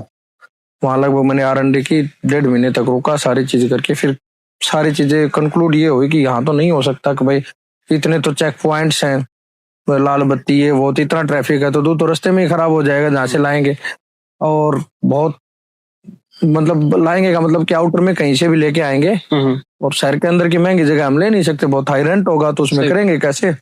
तो लास्ट में कंक्लूड करके मैं रोहतक के लिए चल पड़ा, बिना किसी उम्मीद के, फ्रस्ट्रेट परेशान सा करके कि चलो भाई 1.5 महीना हो गया घूम फिर के, क्योंकि 1.5 महीना तो घूमने में निकल गया था, 1.5-2 महीने और निकल गए, तो कुछ कहीं दिख ही नहीं रहा, क्या करें। ठीक करके मैंने जून में यात्रा शुरू की थी, और सितंबर आ गया, ऐसा करते करते निकल गया यार, कुछ बात बन नहीं रही। फिर ये फैसला किया कि 10-15 दिन कहीं कुछ नहीं सोचेंगे, इस बारे में सोचना ही नहीं। ठीक है, तो मेरे जैसे मैंने आपको शुरू में बताया था, क्रिकेट की आदत है कि क्रिकेट खेलेंगे, सो जाएंगे, मस्त रहेंगे, स्विच ऑफ कर दिया दिमाग और फिर सोचेंगे। लेकिन कहीं ना कहीं बैक ऑफ माइंड तो चीजें कम ज्यादा चलती हैं। ठीक, फिर मैं दोबारा से गया कि जहाँ से शुरुआत करते हैं। तो मेरे भाई ने एक फिल्म का उदाहरण दिया था, फिल्म का नाम तो मुझे याद नहीं है, क्योंकि हम जो सीखते हैं ना, हमेशा बात करते थे आपके सर्कल में भी और साथी होंगे आपके, तो मैं हमेशा कहता हूँ कि लर्निंग एक दूसरे से शेयर करनी चाहिए, उससे बहुत अनुभव मिलता है उस टाइम पे, नहीं तो आगे भी वो चीज काम आ सकती है। तो बस में भी सुनता था कि ये बात ऐसी, वो करते थे ना ऐसे छत पे, छत को 2-3 बार आदमी टच करके कहता था ना भाई, जो सामान बेचने वाले बसों में आजकल तो बेचते नहीं है। ठीक है भाई, सुनो ध्यान से, सुनी बात काम आ सकती है। ठीक है, बसों में जो पेन पान डायरी नहीं बेचते थे उस दौर में बेचते थे, आजकल तो नहीं बेचते। ठीक, तो उसी तरह तो एक दूसरे से जो ग्रुप में बैठे थे, किसान भाई हो चाहे आप हो, तो एक दूसरे की बात ध्यान से सुननी चाहिए, क्योंकि सुनी चीज के बिना कभी कंट्रीब्यूट कर सकती है। मेरे भाई ने मुझे एक फिल्म का उदाहरण दिया था, बता के कभी किसी और कंटेस्ट में, कि भाई उसमें वो हीरो बताता है, शायद इमरान हाशमी था कौन था, कि उसकी चीजें बोला जी, वो अपने किसी साथी के साथ बैठा है, फ्रस्ट्रेट परेशान सा, बोला चीजें कैसे ठीक होंगी, बोलो बिगड़ी कहाँ से थी। तो वो हीरो बताता है कि जी मैंने तो ग्रेजुएशन छोड़ दी थी कॉलेज की, बोलो वहीं से जा ग्रेजुएशन शुरू कर। अच्छा, तो मुझे वो याद आई, मुझे गुड़गांव में ही चलते हैं। तो गुड़गांव में लास्ट में आइडिया छोड़ा था 10 एक दिन पहले, वहीं चलते हैं एक बार, वहीं से सोचना शुरू करते हैं। उसी उदाहरण को मान के मैं गुड़गांव में गया, देखा कि दूध कैसे बेचें, क्या करें।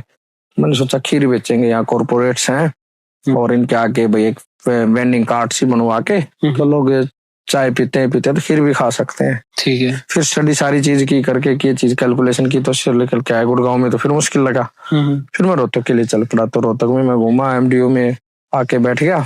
लाइब्रेरी पढ़ने का मुझे शौक है शुरू से करके, कि थोड़ी किताबें पढ़ लेते देखते करके। फिर मुझे शौक, मन में आइडिया आया कि लोग है यार ये पी रहे हैं, हमने दूध से शुरू किया था, तो यार लोग ऐसे चाय पी रहे हैं, ऐसे दूध भी पी सकते हैं।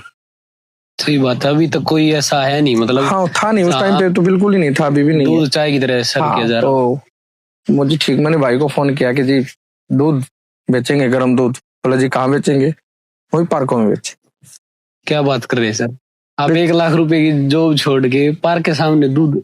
पुरानी फोटो वगैरह मिलकर जानने वाले सारे जानते हैं, फेसबुक पेज पे मिल जाएंगे। हमारी कार्ड सेक्टर 1 के देवलाल पार्क में हम लगाते थे, क्योंकि फोटो भी शेयर कर दूंगा। इसलिए पूछ रहा हूँ क्योंकि जो हमारी एज के लोग हैं, जो मिडिल क्लास है, अगर हम भी बिजनेस स्टार्ट करते हैं, आपका तो एक्सपीरियंस था प्रायर 9 साल का, जी, तो हम भी ये सोचते हैं कि भाई अगर स्टार्ट करना तो फैमिली वाले 10-15 लाख रुपए इन्वेस्ट करें, एक बढ़िया सा रेस्टोरेंट बनाए, उसको अपने तरीके से डेकोरेट करें, तब स्टार्ट करें, ताकि रिलेटिव आए तो दिखा सके ये कर रहे हैं भाई बच्चे। बिल्कुल ठीक बात आपकी, मेरे साथ भी हुआ ऐसा। ठीक है, मेरी शादी रोहतक में हुई है, मेरे ससुर भी गवर्नमेंट जॉब में है। ठीक है, जैसा मैंने आपको बताया, मेरा भाई, मेरी वाइफ, मेरी सिस्टर और मेरे जीजाजी, 4 लोग शुरू से इस बात के फेवर में थे। जब वर्षों से मैंने कहा डिस्कशन था कि बिजनेस करना चाहिए, तू जो करेगा हम तेरे साथ है। ठीक है, इसके अलावा तो पापा को भी, पापा मेरे न्यूट्रल से बेहतरीन इंसान है। वो पक्ष में होते भी है, नहीं भी होते, तो करके मेरे दोस्ती से संबंध यार कर ले, देख ले, कर ले। माँ बहुत विरोध में थी, शायद आज भी बहुत और में नहीं होगी, ठीक है। और रिलेटिव भी सारे करके, तो मैंने पार्कों में स्टॉल लगाने की कही, तो कैसे करते हैं, तो आपने देखा होगा ये आमतौर पे मोबाइल की दुकानों के बाहर एक होती है वो स्टैंड ऐसी। हाँ समझ गया सर। तो वो स्टैंड ही मैंने रोहतक में पूछा, फ्लेक्स की दुकान है कि, तो मैं गया वहां से, कभी कॉलेज के फ्लेक्स भी बनवा लेते थे, ठीक है। तो मैं उनके पास गया, वो बेहतरीन साथी भी है अनिल छाबड़ा जी। मैंने कहा कोई ऐसा बनता है कि मैं ऐसा करके, तो मुझे बोला हाँ बनता है, बना देंगे। मुझे बनाओ, बोला क्या लिखना है, मुझे लिखने का तो फिर बताऊंगा, बनता है, ये मेरे लिए सुकून की बात है। तो कहीं लगा के था ना कि दूध बेचेंगे तो गर्म दूध करेंगे, तो कूलर में दूध पिलाएंगे, कूलर रखेंगे किसमें। सही बात। जैसे मान लो हम यहाँ बैठे हैं, तो कूलर तो रखने के लिए कोई तो चाहिए, मेज टेबल टाइप, और ऐसी भी होनी चाहिए कि भाई जिसको फोल्ड करके ले जाए जा सके। मेरे पास ऐसा तो है नहीं कि बहुत बड़ा व्हीकल है, बड़ी सी टेबल लाएंगे, कौन अनुमति देगा पार्क में लगाने की, तो कम्पैक्ट चीज भी चाहिए ना, ठीक है, ऐसे करने के लिए। तो वो बोले जी ऐसी बन जाती है, ठीक है जी। तो वो बना दी, देख ली। तो इसके बाद मुझे क्या, तो मैं उस दौरान लास्ट में जब मैंने जॉब छोड़ी, तब मैं हिसार रह रहा था, ठीक है। तो हिसार मैंने फोन किया, मुझे अगले महीने जी मैं कमरा खाली कर दूंगा, तो रूम सेट था, कमरा मकान कुछ बोल लो उसको, ठीक है। बोला जी कोई नहीं, ठीक है। फिर मैंने रोहतक में मेरे रिलेटिव भी हैं 3-4, तो मैंने बताया जी ऐसे ऐसे काम शुरू कर रहा हूँ। तो बोला जी ठीक है, देख लो, कर लो, सबका ये आइडिया होता है। तो मेरे बड़े भाई हैं धर्मेंद्र कंवारी जी, उसमें मिला, तो मैं इनके पास आया, ये हरिभूमि में नौकरी कर रहे थे। तो बैठ के तो बोला आजा भाई प्रदीप करके, तो वो हमेशा मुस्कुराहट से पॉजिटिव चेहरे होते हैं। बोला आजा, आज क्या सोच के आया है? वो सोच लिया फाइनल काम करेंगे। बोला क्या सोचा? वो दूध बेचेंगे। वो हंसने लग गए। बोला अच्छा, बोला आइडिया तो बड़ा अच्छा है, लेकिन आइडिया अच्छे होते हैं ना, वो आइडिया का अक्सर काम नहीं करते। अच्छा, वो देखेंगे भाई साहब, एक बार शुरू तो कर ले। बोला क्या कैसे करेंगे? देखेंगे। तो फिर एक और साथी है, तो सबसे डिस्कशन हुआ, ऐसे चलते रहे करके पूछा। तो फिर मैंने कहा जी दूध चाहिए, दूध कहाँ से लेंगे? बोले जी दूध तो देखना पड़ेगा आसपास के गांव से। फिर हमने दूध के लिए देखा कि शुरुआत में गाय भैंस पालने का पंगा नहीं लेना, तो अच्छे साथी मिल गए डोब में, रुड़की में और बालोट में, ठीक है। तो दूध लेना, तो मैं दूध लेके आता था सुबह 4 बजे। फिर उसके बाद उस दूध को गर्म करना और 5-5:30 बजे पार्क में पहुंच जाना। हेल्थ अवेयर लोगों को मजाक सा लगता था, जैसे आपने कहा क्या बेचने आए, क्या करने आए। थोड़े दिन में प्रशासन की दिक्कत आ गई, जी यहाँ से ही हटाओ। मैं यार कोई हम फास्ट फूड तो बेच नहीं रहे हैं, बल्ला जी पार्क के बाहर लगा लो। सुबह के टाइम लोग पैसा लेके आते हैं, जो वो अगला सवाल मौसी पे कर रहा हूँ, सारी समस्या लेके आते हैं, तो वो और चीजों के लिए ले आते होंगे। हम तो वैसे भी दे देते थे करके जी बाद में दे दियो, कल दे दियो, परसों दे दियो, इसी चीज के करके। लेकिन लोग दूध नहीं पियेंगे ना जी, पार्क में आते हैं तो भी चाय पीते हैं। मैं उनको समझाने की कोशिश करता था कि जी दूध भी पी सकते हैं, चाय क्या तो बड़ी उम्र के लोगों को है, जवान तो यंगस्टर तो पी सकते हैं। तो हमने करते थे ऐसे। 2-2.5 महीने निकल गए, पायलट प्रोजेक्ट होगा। ये शुरुआत हुई थी 17 दिसंबर 2018 को, ठीक है। 18 पहली बार। हाँ, हम उस दिन दोपहर को दूध लेके गए थे SBI में, यहाँ पे EGD के पास है, और शाम को पार्क में लाए थे। फिर तो सुबह भी लाने लगे, शाम को पार्कों में। ऐसे चलता रहा।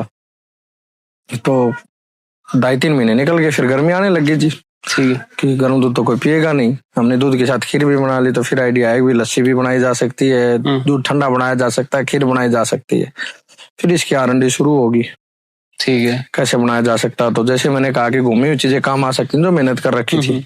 तो कहीं ना कहीं आदमी घूम रहा था, तो खाना तो खाएगा ही खाएगा। तो खाने की चीजें तो ये था यार, दूध तो वहां था, हालांकि मैंने पिया नहीं था बादाम मिल्क, कि गुड़गांव में है एक बीकानेर वाला सेक्टर 29 में, यार वहां दूध की बोतल रखी हुई थी, तो ठंडी होंगी, फ्रिज में रखी थी, तो इसलिए तो वहां चलते हैं, वहां देखते हैं। इस तरह लखनऊ गया, लखनऊ में खीर वाले हैं शर्मा जी, कि जी वैसे ही आते, मगर वो खीर वाले हैं उनके, वो खीर खाई थी मैंने एक दिन वहां पे, मगर खीर बढ़िया थी। इसी तरह से देख के तो R&D शुरू होगी जी, करते रहे सारी चीजें। तो वो लोग बता रहे थे अपनी USP जो बनाने, USP तो सीखनी पड़ती है, कोई डायरेक्ट नहीं बताता सर। जाके देख के आगे प्रोडक्ट ले आए तब समझ लेंगे आप। ऐसे मतलब मेरे जैसा आदमी जिसके खाने का बहुत इंटरेस्ट नहीं है, कुछ लोगों का तो सीख सकते हैं। तो लेकिन जब मैं उस एंगल से जाऊंगा तो देखूंगा नहीं इसमें क्या कैसे डाल रखा है। वैसे मैं रूटीन में नहीं देखता किसी भी चीज में, ठीक है खा लिया ठीक, तो फिर वो सोचने लगते हैं इसमें क्या क्या डला है, क्या डला है। तो इसकी हिट एंड ट्रायल करेंगे। हिट एंड ट्रायल करते करते वो चीजें बन गई सर, जुड़ गई धीरे धीरे। फिर हमने फिक्स बिजनेस पहले इसलिए इस दौरान जैसा आपने कहा कि रेस्टोरेंट बनाएंगे, तो मेरे ससुर का ही फोन गया मेरे पापा के पास कि यार क्या कर रहा है, बेइज्जती हो रही है। तो पार्कों में खड़ा है, कई रोड पे एक मेरा साथी है पावर हाउस में, मोबाइल जोन के नाम से, तो उसकी दुकान के आगे लगाते थे हम दिन में स्टॉल पे, सुबह पार्क में, फिर बैंकों में देना है, शाम को पार्क में, तो दिन में वहाँ स्टॉल लगा के थे। फोटो मिल जाएंगी खूब हमारे फेसबुक पेज पे मिल जाएंगी और जगह भी मिल जाएंगी, ठीक है। ठीक है, तो उसके आगे हमने स्टॉल लगाते थे। उसकी दुकान में अपने जैसे आपकी चेयर है इसी तरह की कैंपिंग चेयर और फोल्डेबल टेबल रखते थे। और टेबल धीरे धीरे ढूंढ लियो डेक्थलान से, तो करके उसकी दुकान में सामान रख जाते थे। और वो मेरा बहुत अच्छा साथी है। जब मैं इधर उधर जाता था तो मेरा सेल्समैन भी बन जाता था। एक शोरूम को होते होते भी आके आदमी को मिल्टन की कैन में हम गर्म दूध करके लाते थे, वो खुद ही सर्व भी कर देता था। और इस दौरान आपके भाई आपके साथ थे? हाँ, वो शुरू से करके उनको पहले दिन से ही साथ रहे हैं, अभी भी साथ हैं ऐसे ही, और आखिरी सांस तक साथ ही रहेंगे। ये मैं सवाल बड़ा कि आज के टाइम में कहता है कि कोई भी बिजनेस करो पार्टनरशिप में नहीं करना चाहिए, एक तो दूसरा खुद हमारी जो फैमिली है वो हमारे अंदर ये फीड करवाती है कि भाई भाई इतने ही साथ, इतने तुम्हारी शादी नहीं होती है, जैसे ही आपकी शादी हो जाएगी तो भाई सारा बदल जाएगा। मैं तो आज आपके साथ बैठा हूँ, कह सकता हूँ कि आखिरी सांस तक मैं और मेरा भाई साथ ही रहेंगे। हाँ जी, ये आपकी बॉन्डिंग के ऊपर होता है। हम साथी भी हैं, दोस्त भी हैं, भाई भी, आलोचक भी हैं एक दूसरे के, सारी चीज करके। तो ये मैं कह रहा हूँ कि हम कभी अलग नहीं हो सकते जीते जी, ठीक है। तो इस चीज का ये आपकी बॉन्डिंग के ऊपर होता है। मुझे लगता है कि किसी भी रिलेशन में होता है ना। मुझे एक बार एक हरियाणा के ऐसी मुलाकात हुई थी, वो डीजीपी के जो भी सबसे बड़ी पोस्ट होती है, मलिक साहब थे, पूरा नाम मुझे ध्यान नहीं। तो उन्होंने बताया था जो आजकल के कल्चर को लेके चल रहा था, भाई यंग लड़के लड़कियां हैं तो ये ड्रग्स की तरफ भी जाने लगते हैं, कई चीजें फैमिली से दूर चले गए, ये चीज करके। मतलब 1.5-2 साल पुरानी मुलाकात है मेरी उनके साथ। तो बोले कि भाई जब लड़की या लड़का घर से निकलता है तो माँ पिता तो कई जगह ब्रेड एंड बटर में उलझा रहता है कमाने के, लेकिन माँ फ्री होती है। हर माँ को अच्छे से पता होता है कि मेरा बच्चा क्या कर रहा है, कैसे कर रहा है। मलिक साहब ने बताया, मैं उसकी बात से 100% सहमत हूँ, ठीक है, ध्यान रखेंगे। तो उसने कहा अगर माता को अपनी लड़की का, बोले कुछ चीजें वक्त के साथ ऐसी होती है कि भाई जो आदमी औरत की बेहतर समझ सकती है, जेंट्स की बेहतर समझ सकता है। सही बात। तो बोला अगर अपनी बेटी की कोई माँ नहीं समझ पा रही है तो इधर मदर इज एब्सेंट और मदर इज डिटेस्ट। सेम लड़के के लिए क्या, इधर फादर इज एब्सेंट और डिटेस्ट, ठीक है। तो जब आप अपने रिलेशंस के प्रति जुड़ाव रखेंगे, नजदीकी से रहेंगे, सारी चीजें रहेंगे, तो मुझे लगता नहीं कि उनमें कहीं होता है। सबसे बड़ी चीज जो दुनिया में मैं समझ पाया हूँ, चाहे वो किसी बिजनेस में लगा लो, चाहे हम फैमिली लाइफ में, पर्सनल लाइफ में, प्रोफेशनल लाइफ में, वो ट्रस्ट जीतना होता है, किसी का भी ट्रस्ट डेवलप करना होता है। तो जब हम खुद क्लियर होते हैं तो ट्रस्ट अपने आप हो जाता है। एक फिल्म का है उदाहरण, मुझे फिल्म का नाम तो याद नहीं है और उसका जो भी एपिसोड है मुझे नहीं, मतलब बताना ठीक नहीं है, लोग देख लेंगे। तो उसमें करीना कपूर से अक्षय कुमार उसका हस्बैंड होता है। तो उस फिल्म में वो चल रहा होता है कि भाई कोई इस तरह की परिस्थिति बन जाती है, उसके ऊपर आरोप लगते हैं, कैरेक्टर से रिलेटेड है, नाम मुझे याद नहीं फिल्म का, ठीक है। तो वो कहता है, मतलब जब उसको जैसे तैसे पता चलता है बाद में, तो वो कहते हैं कि जब तुम मुझे बता सकते थे तुमने मुझे बताया क्यों नहीं। तो अक्षय कुमार ने कहा परिस्थिति ऐसी थी, मैं बताता तो तुम मुझ पर विश्वास कैसे करती। तो तब करीना उसको कहती है कि तुम कह देते मैं मान लेती। तो मेरा हमेशा जिंदगी का फसल फारा है। ये फिल्म मैंने शायद कोई एपिसोड बस में ही देखा था नौकरी करने के दौरान, ठीक है, तो या पता नहीं पढ़ने के दौरान। तो मैं इसको फसल फार मानता हूँ कि रिलेशन ऐसा होना चाहिए कि अगले ने कह दिया आपने मान लिया। सही बात है सर। फिर बिजनेस की पार्टनरशिप की बात हो, चाहे फैमिली लाइफ की हो, चाहे पर्सनल लाइफ की, प्रोफेशनल लाइफ की, इतना ट्रांसपेरेंट आदमी को खुद होंगे तो कर ही लेगा ना। सही बात है। तो मैं ऐसे लोगों के साथ मेरा उठना बैठना है जिनमें 99% लोग वही हैं जो मेरे, जिनको मैं कह देता हूँ वो मान लेते हैं, वो कह देते हैं मैं मान लेता हूँ। तो फिर ट्रस्ट अपने आप डेवलप हो जाता है। तो सर हम स्टॉल तक आ चुके थे जी, स्टॉल से अपना पार्लर में आपने शिफ्ट कर दिया। तो इसके बाद जब मुझे लगा, जैसे आपने कहा कि वो रेस्टोरेंट बनाने की आपने बात की आपकी जनरेशन की, तो इस दौरान सारे ट्रायल कर लिए, सारी चीजें, मुझे लगा कि आइडिया काम कर सकता है। मैंने शुरुआत में भी ये बात कही थी, ध्यान होता है कि एक अच्छा सीए बताएगा कि भाई आइडिया चलेगा नहीं चलेगा। तो मुझे पायलट प्रोजेक्ट करना था। जो आपने बीच में सवाल किया था तो सारी चीजें एक दूसरे से रिलेटेड है।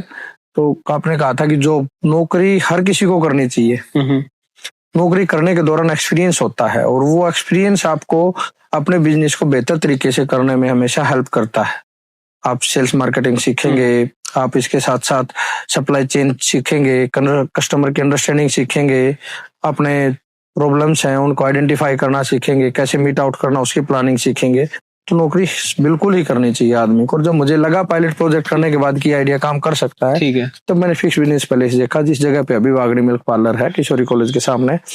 इस जगह देखी थी, जगह भी कोई बहुत अट्रैक्टिव जगह नहीं थी उस दौर की। देखेंगे तो मेरे पास भी फोटो, और लोग भी जानने वाले जानते हैं कि यहाँ नगर निगम का कूड़ा डंप होता था, आसपास का एरिया था, ये सारे टूटी फूटी दुकानें होती थी। अब तो कई बड़ी बड़ी बिल्डिंग सी बन रही है, 4-5 दोनों ही साइड बन गई है। तो ठीक है, तो लोगों ने कहा कि जी ये क्या जगह है, मगर मेन रोड पे देखनी है तो मेन रोड पे यही है, बजट में भी यही है, बहुत अच्छी जो वेल मतलब फर्निश जगह है, उनका रेंट बहुत हाई है, तो मैं इतना रेंट तो अफोर्ड नहीं कर पाऊंगा कि लाखों रुपए से ऊपर जाए रेंट शुरुआत में ही। तो मुझे तो चीजें जब मैंने लगा कि कर सकते हैं तो मैंने फिक्स बिजनेस पैलेस ले लिया सर। तो सर जब भी कोई बिजनेस बनाते हैं, खासकर इंडिया में, दो ही तरीके से बिजनेस का चांस होता है सक्सेसफुल होने का। या तो मार्केट में ऑलरेडी डिमांड है, आप डिमांड मीट कर दो, या कोई प्रॉब्लम है जिसका सॉल्यूशन अभी तक किसी ने नहीं किया है।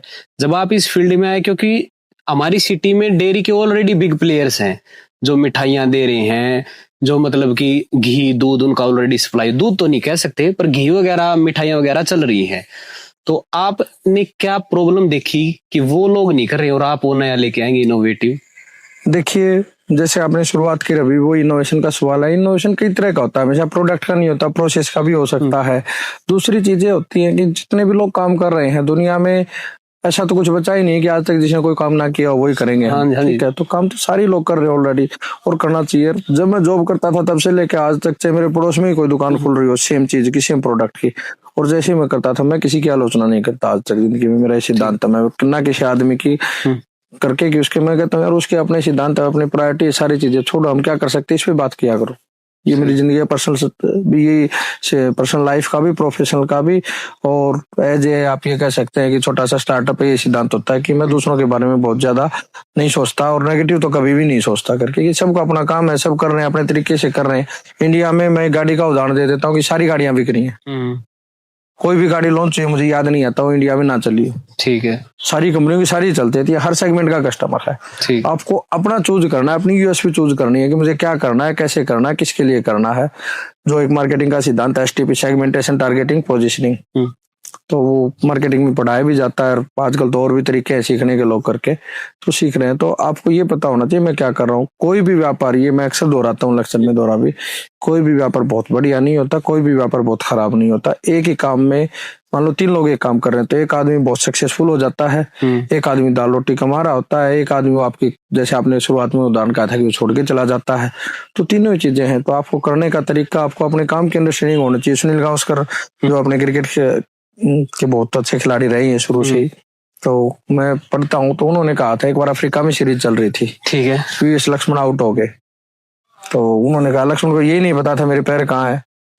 जब उन्होंने लिखा, वो जागरण अखबार में कॉलम मैंने पढ़ा, तो शुरू में सुन के तो अजीब सा लगा ना कि आदमी को तो पता ही है मैं कहाँ खड़ा हूँ। सही बात है, ठीक है, लेकिन बाद में समझ में आया कि उनको ये कहना था कि गेंद की स्विंग के हिसाब से, कंडीशंस के हिसाब से, बॉलर के हिसाब से उनको अपना मतलब स्टांस सही नहीं था उनका, कहने की बात ये है। तो आदमी को हमेशा पता होना चाहिए मेरे पैर कहाँ है, जो गावस्कर साहब ने कही करके, कि मैं कहाँ खड़ा हूँ, मैं क्या कर सकता हूँ, किस तरह से कर सकता हूँ। ठीक है, तो ये चीजें हैं, एक दूसरे से हम सीख सकते हैं, कहीं से भी पढ़ लिख के सीख सकते हैं, कर सकते हैं। खासकर जैसा आपका जो पास्ट का एक्सपीरियंस था, उसका मार्केटिंग में बहुत रोल रहा है। जो और एक खासकर जो ये लोग प्राइवेट सेक्टर में काम करते हैं, एक धारणा फैली हुई है कि मेरा प्राइवेट में मैं अच्छे से प्रेशर हैंडल नहीं कर पा रहा हूँ, इसलिए मैं छोड़ देता हूँ, मैं बिजनेस में अच्छा करूंगा। एक मेरे भाई साहब, उन्होंने मेरे को एक बात समझाई थी कि अगर तुम प्राइवेट में अच्छा नहीं कर पा रहे, सर्वाइव नहीं कर पा रहे, तो बिजनेस में तो उससे ज्यादा बढ़त है। ये मत सोचो कि बिजनेस में तुम अच्छा कर दोगे। आपने 9 साल आप रुके, तो मतलब आप प्राइवेट में सर्वाइव कर चुके थे, जो प्रेशर था हैंडल हो चुका था। उसके बाद आप विलिंगली छोड़ के आए हैं कि मैं अब उस लेवल पे हूँ कि मैं इसको चला पाऊंगा। मैं अपनी जिंदगी में, आपने बहुत अच्छा सवाल किया, मैं अपनी जिंदगी में सारे काम विलिंग नहीं करता हूँ, कोई भी अनविलिंग नहीं करता। मेरी जिंदगी में चाहे मैं सिविल सर्विसेज में नहीं जा पाया या IIT में नहीं जा पाया, कोई भी ना करके मैं अपनी जिंदगी में कभी अफसोस के साथ नहीं जीतता हूँ। कभी कभी टेम्परेरी फेजेज के लिए थोड़ा बहुत परेशान हो जाता हूँ, घंटे 2 घंटे 4 घंटे से ज्यादा मैं कभी परेशान नहीं होता जिंदगी में कभी भी। जो कहे खुश होके करता हूँ मैं। और जो आपने सवाल किया इसी चीज के लिए कि प्रेशर वाले, तो जब मैंने इसी दौरान सवाल होते हैं, तो मेरे टीचर हैं, स्कूल के टीचर हैं, ठीक है, ओम प्रकाश सर आजकल अच्छे कॉन्ट्रैक्टर हैं, तो मैंने उनको कहा, जैसे आपने सवाल किया ना कि इससे ज्यादा प्रेशर होता है, तो मैंने उनको कहा बहुत सर ऐसे ऐसे व्यापार शुरू कर रहा हूँ, तो प्रेशर किस में कम ज्यादा रहेगा। बोला भाई प्रदीप एक बात सुन ले। हाँ सर बता। बोला प्रेशर तो आदमी के दिमाग में हमेशा रहता है, पेशाब कर रहा होता तब भी कुछ सोच ही रहा होता आदमी। तो इस बात को तो वो, ये उदाहरण अजीब फनी है लेकिन सच्चाई है। बोला आदमी जब तब भी फ्री नहीं है भाई, प्रेशर में तो तब भी कुछ ना कुछ सोच ही रहा होता, आज के दिन तो आदमी करके। ये बात उन्होंने बताई थी, तो ये बात मेरे लिए फजल पाया कि भाई देखो कोई भी काम करेंगे आप, प्रेशर तो रहेगा। आजकल आप देख रहे हैं, इससे थोड़ा मैं इस सवाल का जवाब दे लूं फिर एड ऑन करता हूँ। तो प्रेशर तो चाहे कॉर्पोरेट की लाइफ हो चाहे कोई हो, सर रोज काम करना है, रोज उठना है, रोज ग्रो करना है। ठीक है। तो इसमें जैसे मैंने पहले भी दोहराया कि किसी ने हमारे से वादा थोड़ी किया था कि जिंदगी बहुत खूबसूरत है, राजा और जी और कर लो कर, तो जी नहीं है सर। तो फिर वो पुराना गाना भी लता मंगेशकर का जीना है तो हंस के जियो, तो बहुत सोच समझ गया होना। ये नहीं कि गाना किसी ने गा दिया कर लिया थ्योरी ऐसे बन गई, उसके पीछे का कंसेप्ट है। जैसे स्टार्टअप से आपने शुरू किया था ना, पेरेंट्स समाज कहता है जी फेल हो जाओगे कर लोगे, तो वो भी तो एक अनुभव के ऊपर धारणा है, और ये भी एक अनुभव के ऊपर धारणा है कि भाई जीना है तो अच्छे से जियो, अच्छे से करो। तो इसी का है सर। देखो, 2 रोटी तो बाबे दी कृपा से आदमी जिंदा जी खा ही लेता है, मांग के खा ले, कैसे भी कर ले, लेकिन खुश होके खाएगा तो ज्यादा बेहतर होता है। और वो सेम ही बिजनेस में होता है। प्रेशर की तो मान के आपने कहा, ये बिल्कुल सच्चाई है कि you are your boss but you can not avail anything in business में। नौकरी से कई गुना ज्यादा मेहनत करनी पड़ती है, 24 घंटे करनी पड़ती है। नौकरी का तो 10-12 घंटे में ऑफ हो जाता है करके आप किसी को दोष भी दे देते हो, बॉस अच्छा नहीं वो नहीं करके, यहाँ किसको दोगे? बॉस भी आप हो, सारी चीजें आपको, सारी सुविधाएं, सब कुछ है जी। आप वर्कर नहीं है सर, आप सबसे मुख्य वर्कर ही आप अपने काम की, ठीक है। बाकी सब रेस्ट कर सकते हैं, आप नहीं कर सकते। और जिस आदमी को ये लगता हो कि मैं मजे करूंगा, आराम से रहूंगा, ये करूंगा, कम से कम उसको मेरी ये सलाह है वो स्टार्टअप तो ना करे भाई, बाकी कुछ भी कर सकते। इसमें तो दिन रात की मेहनत है जी, रोज उठ के रोज करना है। बहुत सही बात कही सर। हम जनरली बिजनेसमैन को देखते तो हम कहते हैं, जब हम ये बात बोल रहे थे कि मेरे को बिजनेस करना है, कहीं ना कहीं हमारी थिंकिंग ये है कि मेरी एक ब्रांड हो, मैं बढ़िया गाड़ी में चलता हूँ, अब बिजनेस कर लिया, बढ़िया लाइफस्टाइल होगा। तो हमें उनकी सक्सेसफुल लोगों की इनिशियल लाइफ देखनी चाहिए, हालांकि कि उन्होंने शुरुआत किया जब वो कैसे रहते थे, किस चीज के ऊपर इन्वेस्ट करते थे, मनी मैनेजमेंट कैसे करते थे, वो चीज के ऊपर ध्यान नहीं देते। 2 चीजें हैं जो आपने कही ना, इसमें सिर्फ आपका प्रोफेशनलिज्म नहीं, आपके संस्कार भी झलक रहे हैं। जो आपने सवाल किया ना, तो अपने यहाँ पे प्रोफेशन तो है ही, आपका मेहनत कर रहे हैं, इसमें भी अच्छी बात है। प्रोफेशन को अच्छे से करना भी तो बड़ी बात है ना। ज्यादातर लोग आपको बोल देंगे वीडियो देख के करके, वीडियो देख रहा है अच्छी बात है, अरे बता तो अच्छी रहा ना, खराब नहीं बता रहा ना। गुरु नानक देव वाली कहानी आपने पहले सुनी होगी, सब नहीं सुनी होती है, कि गुरु नानक देव जी अपने शिष्यों के साथ किसी गाँव में गए तो उनके साथ बहुत खराब व्यवहार हुआ, कीचड़ फेंक दिया, खाना नहीं खिलाया, बली बुरी करने लगे। तो उन्होंने जाते हुए कहा जी बच्चे बचे रहो। अगले गाँव में गया, बड़ा अच्छा सत्कार हुआ, सारी चीजें हुई, तो जाते हुए बोले जी उजड़ जाओ। तो उनके शिष्यों ने उनसे पूछा कि भाई आपने ऐसा क्यों कहा जिन्होंने आपका अच्छा सत्कार किया करके? बोले जी भले आदमी है, ये कहीं जाएंगे तो अच्छा ही सुगंधी फैलाएंगे, और वो नेगेटिव माइंड के आदमी बचे रहे तो बढ़िया है। तो अच्छा ही फैलनी चाहिए ना, आप लोग अच्छी चीजें दिखा रहे हैं, कर रहे हैं प्रोफेशन के तौर के ऊपर, तो आपकी तारीफ होनी चाहिए। मैं कम से कम, कोई भी भाई अपने पॉडकास्ट से, यूट्यूब चैनल से कहीं कर रहा है तो मैं उसका, चाहे वो मेरा करे चाहे किसी और का करे, मैं हमेशा दिल से आभारी होता हूँ। वो कंट्रीब्यूट कर रहा है, वो नेगेटिव नहीं है, ठीक है। तो इससे आपका प्रोफेशन सारी चीजें झलक रही है, क्या पॉजिटिव कर रहे हैं। तो आपने जो सवाल किया कि भाई ये चीज कैसे हो रही है, क्या कर रहे हैं लोग, ये सोच रहे हैं, तो देखिए इसके लिए हमें अपनी ग्रूमिंग खुद से करनी पड़ेगी जी, ठीक है। कोई भी काम करके घर से निकलते हैं तो सारे काम होते नहीं है, एक बार में नहीं होते, कुछ 4 बार में होते हैं, कुछ 5 बार में होते हैं, कुछ नहीं भी होते, लर्निंग होती है। तो बिजनेसमैन को ये चीज अंडरस्टैंड करनी पड़ेगी। जैसे आपने कहा कि लोग सोचते अच्छी गाड़ी होगी, ये होगी, तो मेरे पास फ्रेंचाइजी के लिए लोग बहुत आते थे, ठीक है। अब थोड़े कम हो गए, 1.5 साल से। नहीं तो ये था कि हर दूसरे तीसरे दिन कोई ना कोई आ जाता था। आपने नहीं दी फ्रेंचाइजी? आज तक नहीं दी है। ठीक है। क्यों नहीं दी? उसका कारण मुझे एक भी आदमी मिला ही नहीं है ऐसा कि जो फ्रेंचाइजी लेने के लायक आया।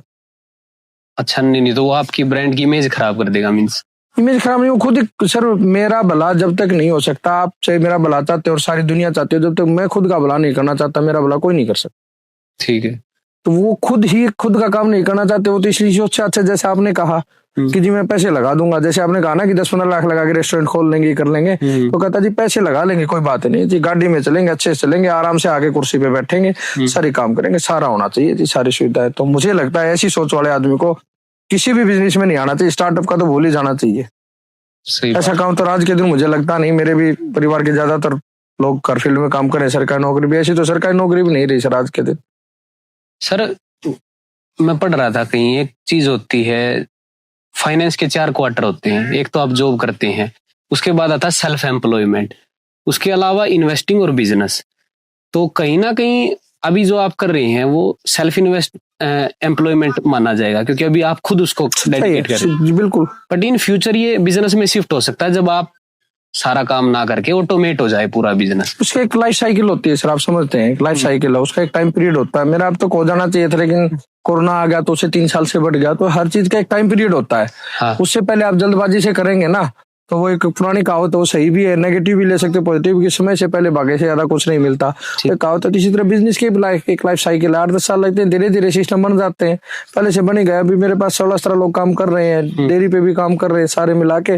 तो मैं भी एम्प्लॉयड हूँ, मेरी भी दाल रोटी चल रही है, उनकी भी चल रही है। कल जब स्केल अप होगा, ठीक चीजें लगेंगे, डिस्ट्रीब्यूशन की अपनी प्लानिंग है, तो उन पे काम कर रहे हैं। आप जैसे भाइयों के सहयोग से अच्छा हो रहा है। और मैं जैसे कि आपको बताया कि मैं बहुत ऑप्टिमिस्टिक होता हूँ, तो अच्छा ही होगा जो कर रहे हैं, संतोष के साथ कर रहे हैं, कोई बिना किसी भी कभी भी नहीं होता। मैंने कहा ना, टेम्परेरी फेज में कभी 20 मिनट, आधा घंटा, 2 घंटा हो गया, इससे ज्यादा मैं अपनी जिंदगी में कभी भी ये रखता नहीं कि मुझे 3 घंटे में दुखी रहा हूँ कभी भी जिंदगी में। सर, आपने बुक अभी तक पढ़ी नहीं है मैनिफेस्टिंग की, मैं 1-2 बुक पढ़ चुका हूँ जी। पर मेरे को लगता है कि उसमें जितने पॉइंट बता रखे ना, 100 पॉइंट आप जी। बिना बुक पढ़े वो टच कर चुके हैं। क्योंकि जैसे आप, तो मेरा सौभाग्य है, मैं बुक जरूर पढ़ूंगा, मेरी पढ़ने की हैबिट है। हाँ, लेकिन जिंदगी में हमारे जो बुजुर्ग है ना, वो ये सारी चीजें मेरे से पहले भी करोड़ों लोग ये काम कर चुके हैं अच्छे से। ठीक है। और अच्छा भी किसी का पेटेंट नहीं है, कोई भी अच्छा काम कर सकता है। अब कोई पूछता है, किसान की एक दिक्कत बता देता हूँ मैं करके।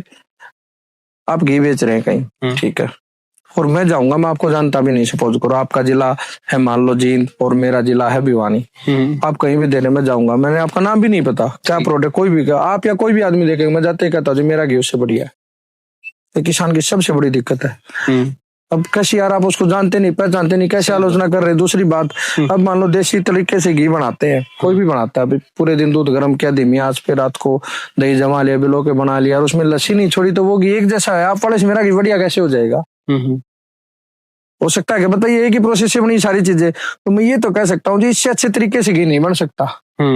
ये जो सबसे बेस्ट तरीका, इस तरीके से घी बना हुआ है, ये नहीं कह सकते कि मेरा उससे बेस्ट है। कैसे हो ही नहीं सकता सर। देश में लाखों किसान, करोड़ों किसान उस तरीके से घी बनाते हैं रोजाना और सबका बढ़िया है। तो इसी तरह अच्छा भी कोई पेटेंट नहीं है ना। बागड़ी मिल्क पार्लर कर रहे हैं, अमृतक में 10 लोग और भी कर सकते हैं, कोई पेटेंट सॉरी। और मैं सबकी कदर करता हूँ, जाता हूँ तो ठीक है करनी चाहिए। अच्छा भी पेटेंट नहीं है ना, स्कोप है नए लोगों के लिए, इंडस्ट्री में हो, किसी स्पोर्ट्स में हो, पॉलिटिक्स, कोई भी बिजनेस हो, नए लोग आ रहे हैं, इसी स्कोप की वजह से आ रहे हैं ना कि अच्छा करने का स्कोप है हर जगह। तो आपके चैनल के माध्यम से मैं एक ही चीज करना चाहूंगा, जो एड ऑन करके, कि अच्छा बनने की कोशिश करें बजाय अच्छा दिखने की कोशिश करें। अच्छे लोग अच्छी बातें बहुत करते हैं, अच्छे काम नहीं करते हैं, ठीक है। तो अच्छे काम करेंगे तो अच्छे अपने आप हो जाएंगे। हमारे यहाँ इंडिया में बहुत बड़ी दिक्कत है कि अच्छी बातें ज्यादा करते हैं, इसी तरह लोग क्वालिटी की बात बहुत करते हैं, ठीक है, लेकिन क्वालिटी के कदरदान कितने। तो यही मैं एक लास्ट सवाल आपका पूछना चाहूंगा कि बागड़ी मिल्क पार्लर जब आप बना रहे थे इसको, विजन ये तो मैं समझ चुका हूं कि आपने शुरुआत बेशक छोटी करी थी स्टॉल से, वो आपका पायलट प्रोजेक्ट था, बट कहीं ना कहीं विजन आपका हमेशा से बड़ा था जहां आपको जाना है। और होना भी ऐसा चाहिए कि विजन हमेशा बड़ा रखो और शुरुआत बिल्कुल छोटी रखो, ताकि आप अंदर की डिमांड समझ सको मार्केट की। पर आप जब इस ब्रांड को बना रहे थे तो मेन कोर वैल्यूज क्या थी कि ये मेरे को कभी सेक्रीफाइस नहीं करनी। जैसे मैं जब ये चैनल बना रहा था तो मेरे को था कि एक ऐसा प्लेटफॉर्म हो जहां किसानों को सच्चाई दिखाई जाए, जहां किसानों को बिजनेस के लिए प्रेरित किया जाए, केवल खेती के लिए प्रेरित ना किया जाए। और बिजनेस की मैथमेटिक्स सब बताते हैं कि इतना खर्चा आएगा, इतना पैसा आप कमा लोगे, पर बिजनेस सेंस बहुत समझना जरूरी है। जैसे आपने बताया वो 5 साल आपके साथ क्या उतार चढ़ाव रहे, कैसे आपने हैंडल किया, तो हमने वो कोर वैल्यूज रखी। तो आपकी कोर वैल्यूज क्या थी? देखिए, मेरा हमेशा से सिद्धांत रहा है कि जो कुछ भी करें वो जमीर के साथ करें। मैं आपको बहका सकता हूँ, किसी और आदमी को बहका सकता हूँ, खुद को आदमी कभी नहीं बहका सकता, ठीक है। तो ये हमेशा से कोर वैल्यू है कि जब तक जो कुछ भी करेंगे जीते जी, उसमें कभी ना गलत प्रॉमिस करेंगे, ना गलत डिलीवर करेंगे। और बागड़ी मिल्क पार्लर की यूएसपी है कि प्योर, फ्रेश, न्यूट्रिशियस और थोड़े बहुत टेस्टी की भी कोशिश करते हैं। 3 चीजों की गारंटी रहेगी कि वो प्रोडक्ट, और ट्रांसपेरेंट मॉडल रहेगा हमेशा तक। जमीर के साथ काम करेंगे, किसी के रगों में कभी जहर नहीं घोलेंगे। ये सिद्धांत पहले भी था, आज भी था, आगे भी रहेगा। 2 4 ही है, ये सीखा है और ये परिवार के संस्कारों से आता है। अब जैसे बच्चे पढ़ रहे हैं, चाहे आपने भी ये चैनल बनाया तो कितनी बड़ी बात आपने कहा कि जी सच्चाई दिखाएंगे, ठीक है। अब यहाँ तो क्या है कि मुगालते में रहने की आदत है अपने देश को, तो हाँ जी, सो कॉल्ड आप कहीं भी जाएंगे, बैठेंगे किसानों के साथ, तो पॉलिटिशियन की बढ़िया आलोचना करते मिलते हैं। पॉलिटिशियन ने ये कर दिया, वो नहीं किया, सारी चीजें करके। अब मैं इसको दूसरे एंगल से देखता हूँ कि भाई आप सच्चाई देखना नहीं चाहते, इसलिए पॉलिटिशियन को आपके साथ झूठे वादे करने पड़ते हैं, ठीक है। मैं कभी पॉलिटिशियन की आलोचना नहीं करता, किसी भी पार्टी के, किसी भी सिस्टम की, कि पब्लिक चाहती नहीं है हकीकत देखना सर।